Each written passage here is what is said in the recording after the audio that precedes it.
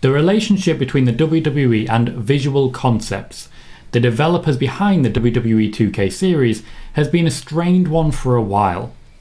But 2K are planning an intense charm offensive over the next few months that will get back into good favour on their behalf.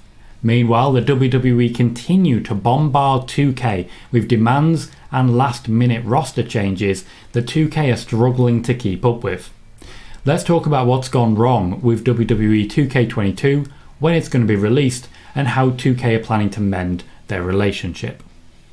So hi, my name's Tom Colohue and I'm a wrestling journalist, reporter and interviewer who works both freelance and for PW Torch.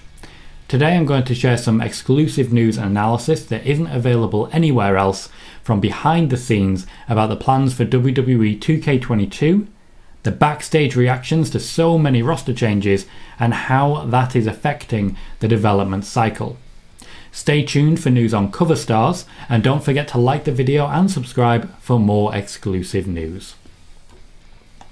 WWE 2K22 has been pushed back significantly from its typical release date in late fall each year, which was of course the original plan for this game.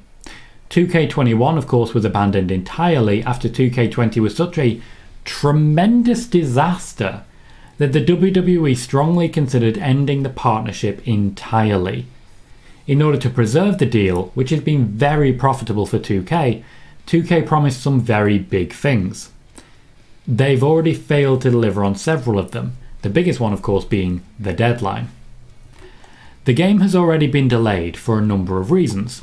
Firstly, the game engine simply wasn't fit for purpose anymore, with a large amount of the bugs in 2K20 believed to be down to degradation of the overall server, the overall engine, and everything that they had coded, because they hadn't significantly updated the engine in about 6 years.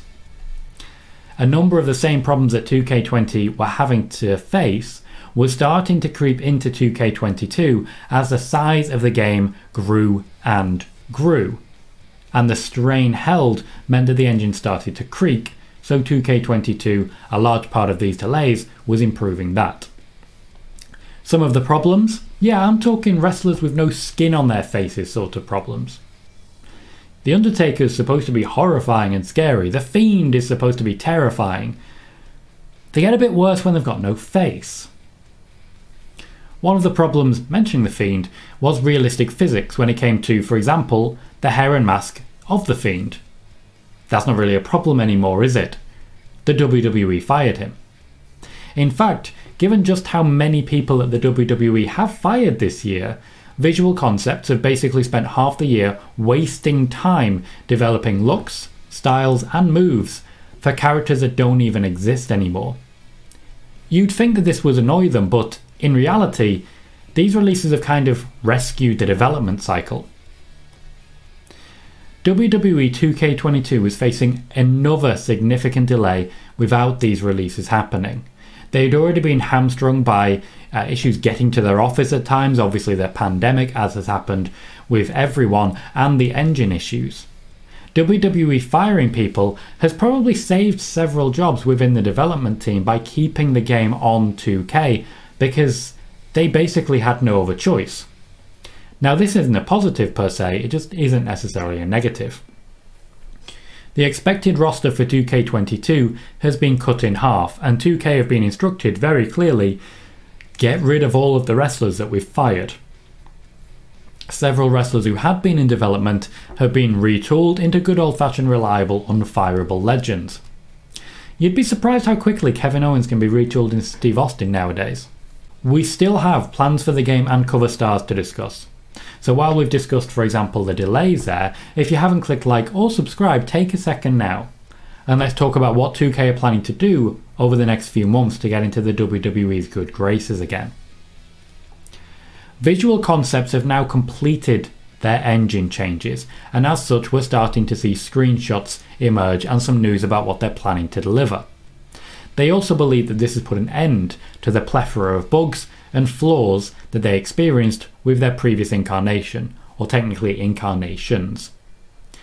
What this means is that there is a demo coming to essentially prove to everyone that the game isn't a complete and total mess this time around. They are going to essentially drip feed over the next few weeks and months more and more content until eventually being able to release something that they can showcase and basically say, this is what we're proud of. The demo is expected to cover some early moments of the story mode but not go too deep into the GM mode. There is another plan for the GM mode. The GM mode will instead be showcased at game expos and using social media influencers. Essentially, have you got a favourite gaming channel? Well, 2K are going to be reaching out to them to try and get them playing the GM mode. That includes Up Up Down Down, and the WWE are kind of using this to try and entice Xavier Woods a little bit. Both 2K and the WWE believe that this particular mode will be key to bringing back players that they have lost over the last couple of years. Don't expect anything particularly significant such as early access or anything increasingly substantial like that, but there is definitely talk of loot boxes and in-game purchasing being a heavy part of the game. The Create a Wrestler feature will be key to this, especially if someone is able to create customizable gear that fits, for example, Adam Cole. They want you to pay to make these wrestlers. Over the next few months, information will be coming out slowly but consistently. We'll be getting bombarded with screenshots of wrestlers that aren't fired yet, as well as vignettes and packages discussing the new modes and features.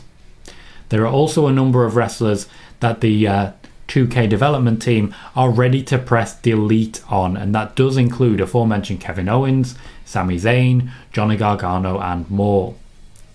Part of the charm offensive will be a tour of the islands, if you were, to sweep everything that came before off the side of the table and just start anew. Expect the WWE to make a lot of wrestlers available to games companies so that they can talk about 2K.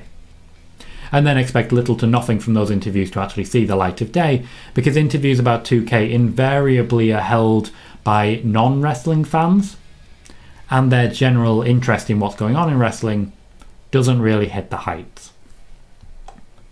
Finally, as promised, let's talk about the current favourites to be the cover star of 2K22. Well, it's been several months since I said it, but the starting point has to be Sasha Banks. There's a reason for this. In the wake of her WrestleMania match against Bianca Belair, Sasha Banks' name was put forward by the WWE as being the one that they wanted on that cover. Given the success of The Mandalorian, the WWE simply believed that she would be the best choice at the time. However, the WWE have every interest in maintaining at least two people on the cover ever since Roman Reigns and Becky Lynch graced it together. There was some talk of regional cover stars, such as for example Drew McIntyre for the UK, but that doesn't seem to have gone anywhere during the development cycle. With the game being delayed so heavily, a number of different names have been able to make their case. Bianca Belair's success on the PWI Top 100 has certainly caught the WWE's eye, and there is star power in Bianca Belair, so there is consideration to have her on the cover. Drew McIntyre continues to be the WWE's baby and kind of their favourite, and there'll be more on that later, but there is also an ongoing campaign backstage to make the cover star, you guessed it, the obvious choice, Roman Reigns once again. So we could have, for example, Roman Reigns and Sasha Banks, or, as has been mentioned in the chat, Sasha Banks and Rey Mysterio.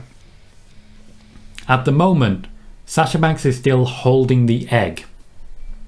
Unfortunately, the more that the game is delayed, the harder it will become to keep her there. Be sure to like this video as we continue to target double figures for every video when it comes to likes, and don't forget to subscribe as we continue our march towards 1,000 subscribers. I've been Tom Colohue, you've been fantastic, and I will see you next time.